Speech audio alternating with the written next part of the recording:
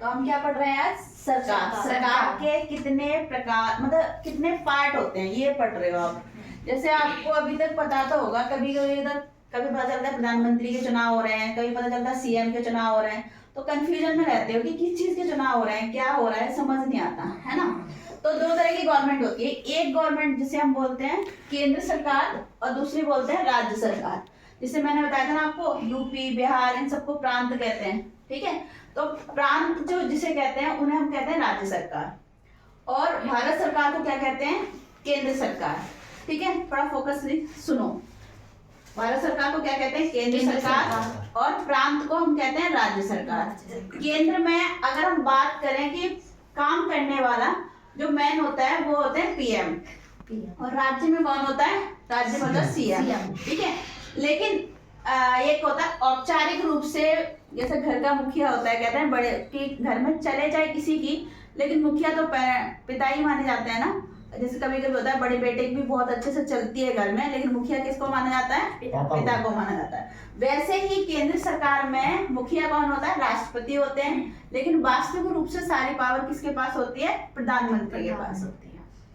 तो मैंने आपको एक पहले बताया था, एक वीडियो में बताया कि टोटल कितने अनुच्छेद है हमारे? 395 है ना। उसी में से अनुच्छेद नंबर 52 से लेके 151 तक केंद्र सरकार के बारे में भाग 5 में वर्णन किया गया है केंद्र सरकार के बारे में, ठीक है। मतलब सारा लिखा हुआ है केंद्र सरकार क्या होता है, क्या नहीं होता, कैसे कैसे काम करती है।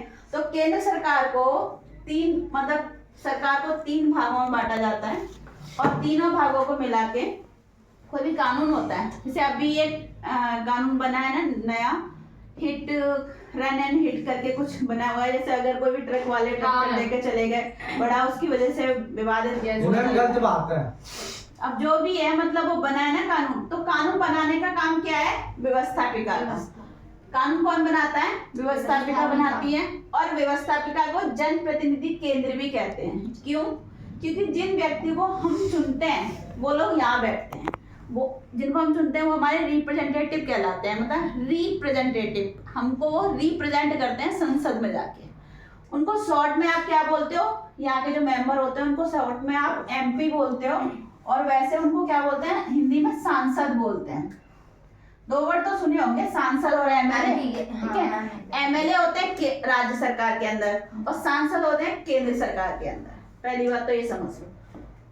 तो व्यवस्थापिका किसे कहते हैं? व्यवस्थापिका का काम होता है कानून बनाना। कहते किसे हैं? ये 3 अंक तो हमने पहले भी पढ़े थे ना, है ना। तो कानून बनाना व्यवस्थापिका का काम होता है। व्यवस्थापिका के अंदर संसद आती है। आर्टिकल नंबर 79 में वर्णन है कि हमारे भारत में एक संसद होगी। संसद क्या होगी?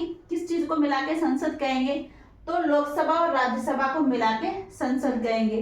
अब बात आती है लोकसभा राज्यसभा क्या है? ये संसद के 2 सदन है, 2 हाउस है। एक तरीके से एक घर के 2 कमरे समझ लो, ऐसे सरकार के ये 2 कमरे हैं। इनमें बैठता कौन है? एमपी, और एमपी बैठते हैं। लोकसभा के मेंबर को तो हम खुद चुनते हैं। यहाँ पे लोकसभा में जो हेड होता है वो होते हैं पीएम, ठीक है, प्रधानमंत्री। पीएम हेड होते हैं, इनको तो हम खुद डायरेक्ट वोट डाल के चुनते हैं। लेकिन राज्यसभा के जो सदस्य होते हैं उनको, जिन लोगों को हम चुनते हैं, एमपी और एमएलए को हम लोग चुनते हैं, वो लोग इनको चुनते हैं, ठीक है। तो इनका चुनाव होता है एक तरीके से इनडायरेक्टली, लेकिन लोकसभा के सदस्यों का चुनाव कैसे होता है? डायरेक्ट होता है। हमारी एक लोकसभा होगी, ये आर्टिकल नंबर 81 में लिखा गया है। यहाँ पे देखो 152 से 151 तक, मतलब कि करीब 100 आर्टिकल के बारे में वर्णन है। तो हर आर्टिकल में कुछ अलग अलग चीजें लिखी गई होंगी, सिंपल सी बात है। राज्यसभा के बारे में आर्टिकल नंबर 80 में वर्णन किया गया है। यहाँ के लोगों को क्या कहते हैं? सांसद कहते हैं। इनका काम है कानून बनाना। अब आती है हमारी कार्यपालिका का नाम। तो कार्यपालिका का काम क्या है? कानून को लागू करना। 2 तरह की कार्यपालिका होती है, एक स्थायी और एक अस्थायी, ठीक है। स्थायी कार्यपालिका में आपने देखा होगा जितने भी नेता होते हैं, चाहे वो पढ़े लिखे हों चाहे ना हो, वो भाषण बड़े अच्छा देना सीख जाते हैं। जब चुनाव हो रहा होता है, चुनाव रैली हो रही होती है, तब वो भले गलत भाषण दें, लेकिन बाद में वो सीख जाते हैं। क्यों? कैसे? उनको ना सचिव मिलते हैं, जिन्हें सेक्रेटरी कहते हैं, वो आईएएस होते हैं। वो लोग ये भी वर्णित कर देते हैं भाषण में कि किस मंत्री को, किस नेता को भाषण देते समय कब पानी पीना है और कब रुकना है, इतना तक रिपोर्ट में लिखा होता है। जो उनके पास स्पीच आती है सब कुछ लिखा होता है। कहने का सेंस ये है कि ये दोनों मिलकर साथ में काम करते हैं। कानून लागू जब होते हैं, स्थायी और अस्थायी लोग मिलकर, स्थायी कार्यपालिका और अस्थायी कार्यपालिका। स्थायी कार्यपालिका में सबसे ऊपर IAS आते हैं, कहते हैं ना, ये IAS है यहाँ का, इंडियन एडमिनिस्ट्रेटिव सर्विस। ये लोग तो परमानेंट होते हैं, इनकी जॉब 60 साल के लिए होती है। और नेता लोग कितने साल के लिए होते हैं? 5 साल के लिए होते हैं। तो इसमें सबसे ऊपर राष्ट्रपति आते हैं। राष्ट्रपति का सेक्शन यानी कि आर्टिकल क्या है? आर्टिकल 52।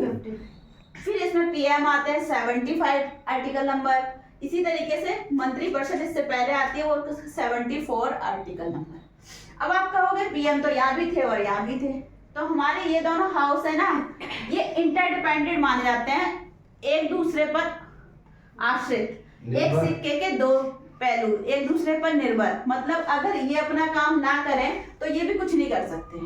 जब ये कानून बनाएंगे तभी ये लागू करेंगे, और जरूरत पड़ने पर यहाँ के लोग यहाँ चले जाते हैं और यहाँ के लोग यहाँ चले जाते हैं। यहाँ के लोग एक दूसरी जगह आना जाना कर देते हैं। कहने का सेंस ये है। तो ये कैसी हमारी सरकार में, हमारी संसदीय सरकार है और इसकी कार्यपालिका व्यवस्थापिका कैसी है? इंटरडिपेंडेंट है, एक सिक्के के दो पहलू हैं। ठीक है। अब आती है तीसरी बात, वो है न्यायपालिका। न्यायपालिका का काम है कानून को जज करना, जांच करना। कैसे जांच करना?